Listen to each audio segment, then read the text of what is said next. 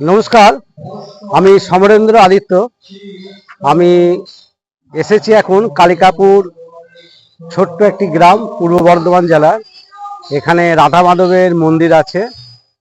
আপনারা দেখছেন আদিত্য ভিডিওর মাধ্যমে।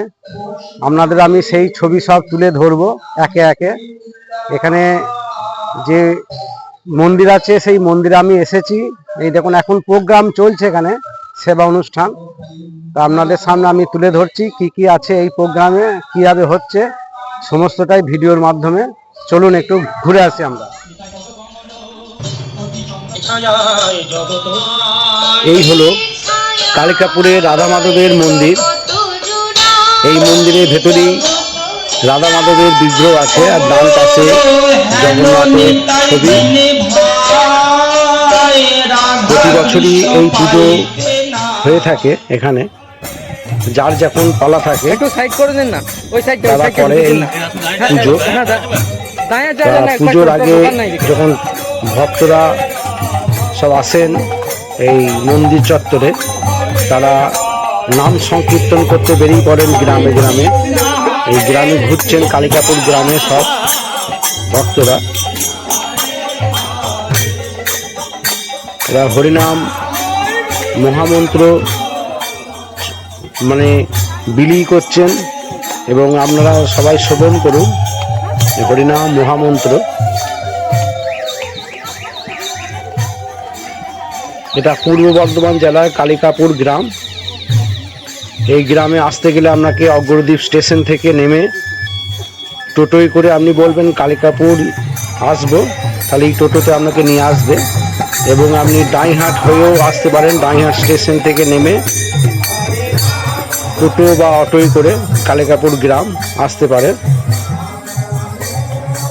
বহু প্রাচীন গ্রামটি, 450 থেকে 500 বছরেরও পুরনো এই গ্রামের এই মন্দির।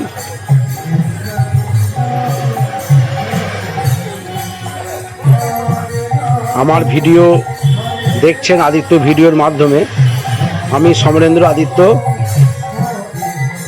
যারা দেখছেন ইউটিউব তারা সাবস্ক্রাইব করবেন, ফেসবুকে যারা দেখছেন ফলো করবেন, এবং লাইক কমেন্ট অবশ্যই করবেন। এই গ্রাম ঘোরার পর এনারা যত ভক্তবৃন্দ আছেন সব মন্দির চত্বরে চলে আসেন। ঠাকুরের সামনে হরিনাম সংকীর্তন করছেন।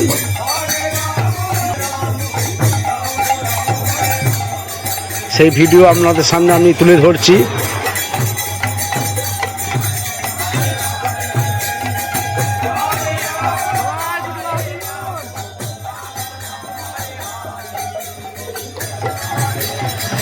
প্রচুর লোকের সমাগম হয়।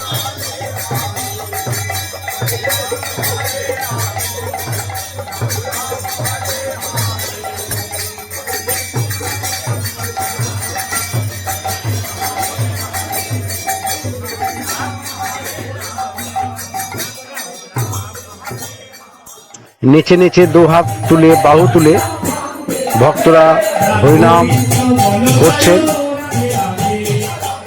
দেখতে পাচ্ছেন সেই সুন্দর দৃশ্য।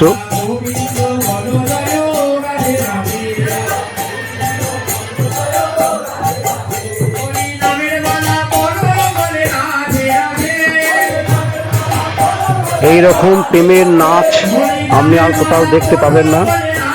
যারা ভক্ত মন থেকে, যারা ঈশ্বর বিশ্বাসী করেন, তারা এই রকমভাবেই নেচে নেচে মধুর হরিনাম শ্রবণ করেন এবং আপনাদেরও শোনান। তারপরেই ভক্তরা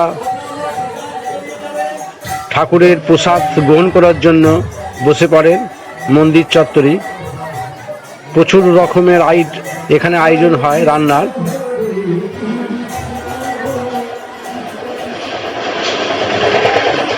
দেখতে পাচ্ছেন কিভাবে মানুষ এখানে জড়ো হয়েছে ভোগ খাওয়ার জন্য। এই রাধা মাধবের ভোগ সহজে পাওয়া যায় না।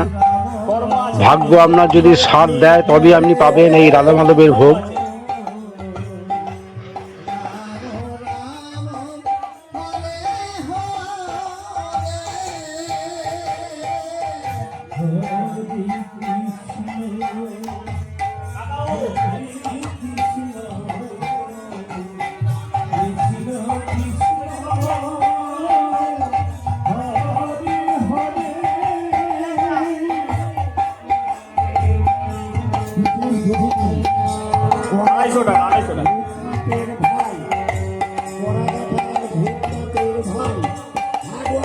তোমার নাম ঠিকানাটা লিখতে হবে দাদা, কাগজটা দিকে।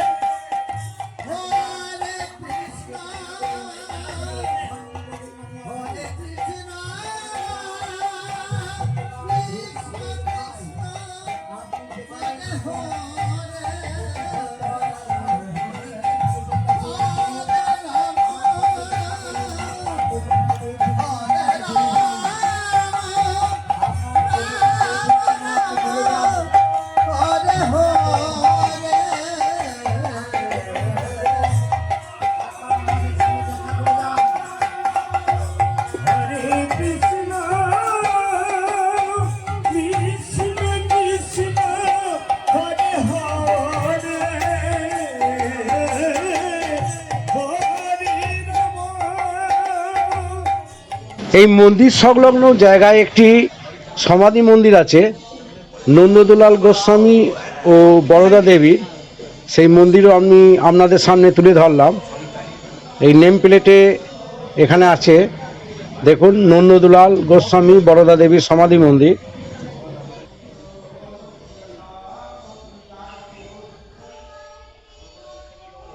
আমরা এখন এসেছি কালিকাপুর, পূর্ব বর্ধমান জেলার অন্তর্গত একটা ছোট্ট পাড়া গ্রাম। এখানে 450-500 বছরেরও পুরনো রাধা মাধব বিগ্রহের একটা মন্দির আছে, আমরা দেখতে এসেছি। এবং সেই পরিবার যারা এই মন্দিরটা পরিচালনা করেন তাদের সঙ্গে একটু কথা বলবো, জানবো যে রাধা মাধব আমাদের বঙ্গে কিভাবে এলো, তার ইতিহাসটা আমরা জানার চেষ্টা করছি। আপনি একটু বলুন আপনার নামটা কি? আমার নাম প্রীতম গোস্বামী। আমি এই রাধা মাধব মন্দিরেরই সেবাই। তো আমাদের যে এই রাধা মাধব বহুত প্রাচীন শ্রীপাদ প্রেমানন্দ গোস্বামী, অর্থাৎ আমাদের যে নিত্যানন্দ প্রভু আছেন, আপনারা দেখবেন পঞ্চতত্ত্ব আছে, তার মধ্যে মহাপ্রভুর দাদা শ্রী নিত্যানন্দ প্রভু। সেই নিত্যানন্দ প্রভুর যে কন্যা গঙ্গা মাতা গোস্বামিনীর সন্তান হচ্ছেন প্রেমানন্দ গোস্বামী। সেই প্রেমানন্দ গোস্বামী আজকে আমাদের এই রাধা মাধবকে আনয়ন করেছিলেন।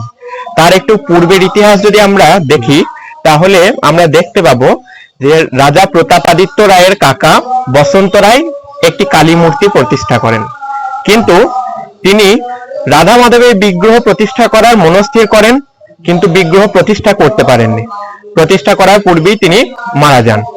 তখন তার সেই অপূর্ণ কাজটিকে প্রতাপাদিত্য রায় রাধা মাধবের বিগ্রহটিকে প্রতিষ্ঠা করেন এবং বিভিন্নভাবে রাজ সেবার মাধ্যমে সেই বিগ্রহের সেবা পুজো চালাতে থাকেন।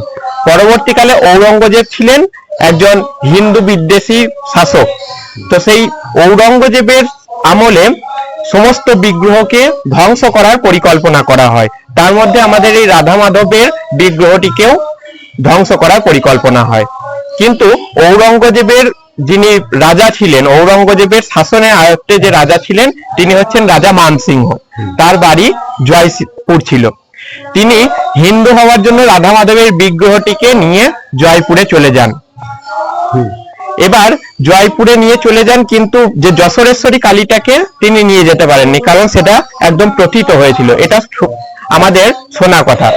এবার আরো শোনা যায় যে আমাদের এই রাধা মাধবকে যশোরের যশ বলা হয়েছিল, যেহেতু যশোরের যশকে হরণ করে ওই রাজ্য প্রতিষ্ঠা করা হয়েছিল, সেই জন্য তার নাম হয় যশোর। এটাও শোনা কথা আমাদের। এবার প্রেমানন্দ গোস্বামী বৃন্দাবনে গিয়ে ভ্রমণে জানতে পারেন যে রাধা মাধব বিগ্রহের ঠাঁই হয়েছে জয়পুরের একটা মন্দিরে। তো জয়পুরের মন্দিরে ঠাঁই হওয়ার জন্য প্রেমানন্দ গোস্বামী সেই বৃন্দাবন থেকে চলে যান জয়পুরে এবং সন্ধ্যা আরতির সময় গিয়ে উপনীত হন। উপনীত হওয়ার পরে কি দেখেন না, প্রভুর সন্ধ্যা আরতি চলছে এবং প্রভুর সন্ধ্যা আরতি চলার সময় তিনি উপনীত হন এবং সমস্ত কিছু প্রভুর সেবা পুজো হওয়ার পর যেই শয়ন হয়ে যায়, তখন প্রেমানন্দ গোস্বামী মন্দিরের বাইরে বসে জপ করছিলেন। এমন সময় রাধা মাধব স্বপ্নাদেশ দেন প্রেমানন্দ গোস্বামীকে যে আমি আর এই জয়পুরে থাকবো না, আমি বঙ্গদেশে যাব। যেহেতু আমি বঙ্গদেশে ছিলাম, আমি আবার বঙ্গদেশে ফিরে যাব। তো সেই কথা মতো যখন প্রেমানন্দ গোস্বামী বঙ্গভূমে নিয়ে আসার জন্য প্রস্তুতি নিচ্ছেন, তখন রাজা বললেন, আমি তো আর আপনাকে ছেড়ে দিতে পারি না এটা, কারণ এটা রাজ সেবা, সেটা আপনি কিভাবে চালাবেন? সেই জন্য তখন রাজ সেবা কিভাবে চালাবেন, এটা একটা মনে প্রশ্ন বাঁধে প্রেমানন্দ গোস্বামীর। তখন একদিকে রাজাকে স্বপ্নাদেশ দেয় যে আমি ওই প্রেমানন্দ গোস্বামীর সঙ্গেই চলে যাব। আবার একদিকে প্রেমানন্দকে স্বপ্ন দেয় যে তুই আমার রাজ সেবা নিয়ে তোকে চিন্তা করতে হবে না, আমি আমার রাজ সেবা নিজেই চালিয়ে নেব। এখনো পর্যন্ত এই মহিমা বিদ্যমান। যখনই আমাদের 19 আশ্বিন বৈকাল হইতে সেবা পড়ে, সঙ্গে সঙ্গে ঘরে ফল মিষ্টি আদি যাবতীয় ভগবানের সেবার জিনিস প্রস্তুত হয়ে যায় আশ্চর্য রকম ভাবে। এরকম আমাদের সেবা বললাম, এবং আদার্স যারা সেবায়িত আছেন তাদের ক্ষেত্রেও সেই একই মহিমা বিদ্যমান। প্রভু নিজের সেবা নিজে চালিয়ে নেন। তখন প্রেমানন্দ গোস্বামী এবং রাজা দুজনাই বঙ্গভূমি আনার জন্য প্রস্তুতি করেন, রাধা মাধবকে পালকিতে নিয়ে যাওয়ার জন্য ব্যবস্থা করেন। সকলে ধুতি পাঞ্জাবি পরে পালকি করে বঙ্গভূমি নিয়ে আসার জন্য আসতে থাকেন। আস্তে আস্তে বৃন্দাবনের প্রেমানন্দ গোস্বামী এসে নামান এবং সেখানে কদিন সেবা পুজো করতে থাকেন। এবার বৃন্দাবনে যেই সেবা পুজো করছেন তখন কি হলো না, আবার পুনরায় স্বপ্নাদেশ হলো আমি বৃন্দাবনে থাকবো না, আমাকে বঙ্গদেশে নিয়ে চল, অর্থাৎ পশ্চিম বাংলার রাঢ়ভূমে নিয়ে চল। প্রেমানন্দ গোস্বামী সেই পশ্চিম বাংলার রাঢ়ভূমিতে আমাদের যে কাটোয়া আছে মহাপ্রভুর সন্ন্যাসস্থল, সেই কাটোয়ার পাশে শাখাই ঘাটের পাশে এসে রাধা মাধবকে নামায় এবং সেবা পুজো চালাতে থাকেন।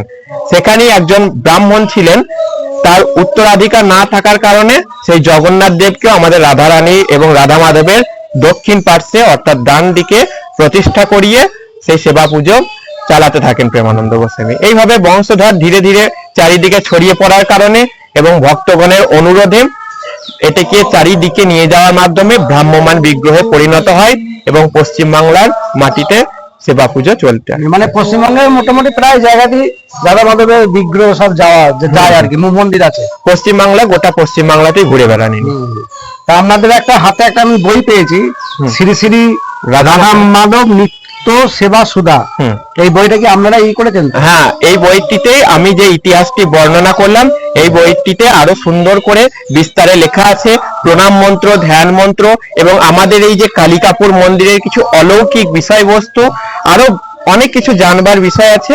এই বইটি থেকে আপনারা জানতে পারবেন। এই বইটা মানে আপনার দাম কিরকম করেছেন? এটা বইটার দাম আছে 250 টাকা।